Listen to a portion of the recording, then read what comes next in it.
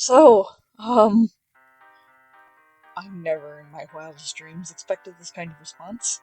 Thank you very much to everyone who watched it, and a happy belated 9th anniversary to the FNAF series.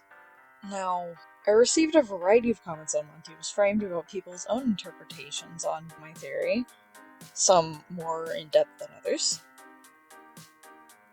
A lot of comments. But there's one kind that was so prevalent, I thought that it deserved a follow-up of its own. Error, how was the Mimic able to kill Bonnie if it was stuck behind that slab of concrete the whole time? Obviously, this is going to be a slightly shorter video than the Monty one, but I hope that you will not mistake my succinctness as a lack of response. If you want the full context for why I believe the Mimic killed Bonnie, not Monty, I recommend watching my last video, which you can find by clicking the iCard at the top right. But to recap, we previously discussed Glamrock Bonnie's disappearance and how the nature of his death matched up suspiciously well with what we know of the Mimic.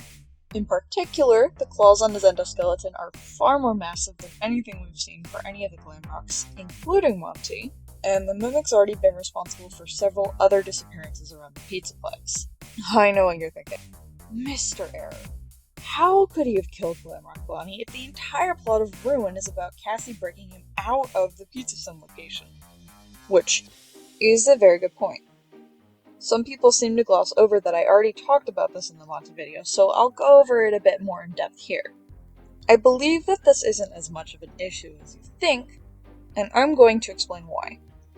First off, to get the most ass point out of the way, we are never given a concrete point in time in either Security Breach or Ruin for when Bonnie is killed. All we know about the Mimic's situation is that back in the elevator, Gregory claims that the Endo had been stuck in that room for a really long time. But it's debatable if that voice even is Gregory, given that right after this interaction, whoever's on the other end crashes Cassie's elevator, and who has been impersonating the kid the entire DLC? The Mimic. I also want to point out the state of the concrete blocking the Mimic's way out. Even with the door in front of it, it's a relatively new addition to this part of the underground. Whether or not you believe that the Mix's system was created before or after the events of Security Breach, you can't deny that either interpretation does seem viable given this left-behind backpack in the very same room that belongs to Gregory. There is no way that the Mimic could have put this backpack here to further trick Cassie, since the whole point is that he's stuck behind the door in the first place. For whatever reason, Gregory saw fit to come down here in the same room that the Mixus system is located. There's a high possibility that he and Vanessa had something to do with whatever is going on with this machine, and it would line up with why the Mimic knows enough about Gregory to be able to impersonate him.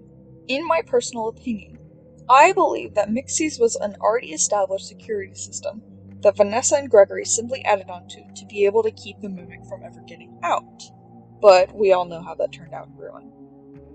While it seems like a big mental leap at first, it's not improbable that these two events intersected. Glamrock Bonnie's been dead for a good while, and while the Mimic's been trapped for a decent bit, since we don't know when, it's not unfounded that he was still a free endoskeleton at the time of the murder.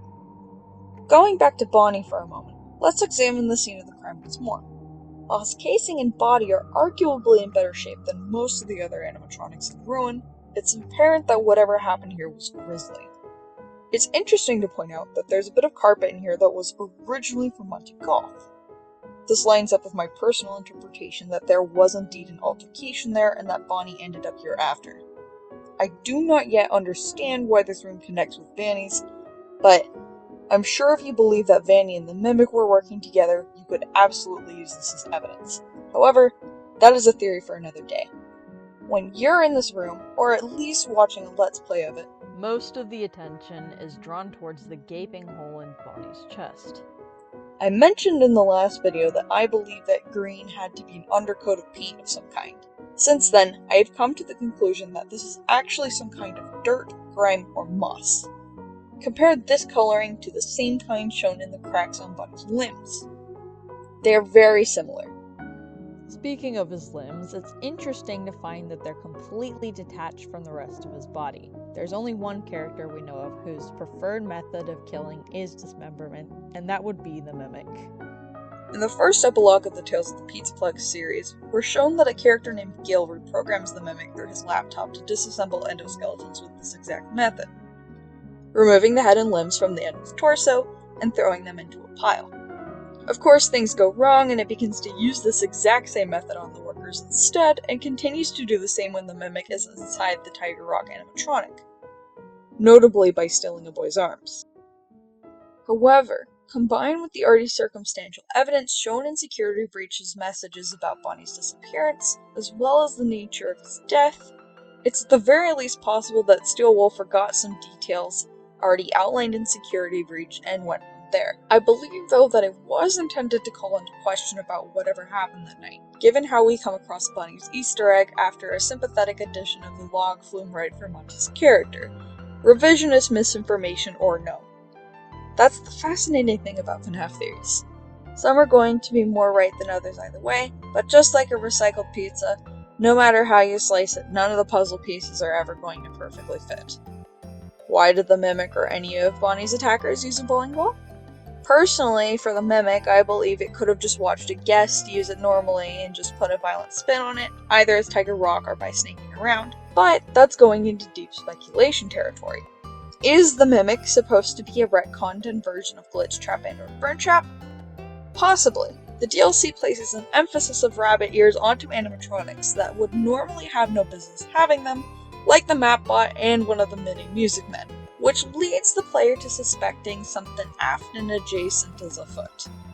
Even more so with Mixie's being a hare instead of a rabbit. A great way to weaponize the average FNAF player's wary predisposition towards any kind of Laporte, while still preserving that red herring aspect when it was revealed that Mixie's was a quote-unquote good guy who was just doing its job.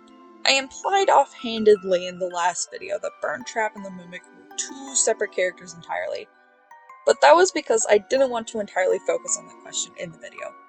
There's evidence that can go either way, but the point is that things in FNAF will never have a definitive answer, and at the end of the day, me having a theory does not mean that I don't acknowledge there will be holes no matter how you look at it.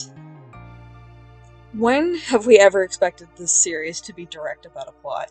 We didn't even get an answer on what was going on with Vanessa until the Princess Quest games, and even then those were symbolic. And honestly, I don't know if I would have it any other way. Hi, before we close things off, are any of you in need of a drawing of your favorite little guy? If any of these examples have caught your interest, feel free to consult my commission sheet, or even head directly to my artistry profile to order a drawing from me. Both will be linked in the description below. Either way, thank you for watching through this entire video, and for everyone who slingshot my channel to 2,000 subscribers.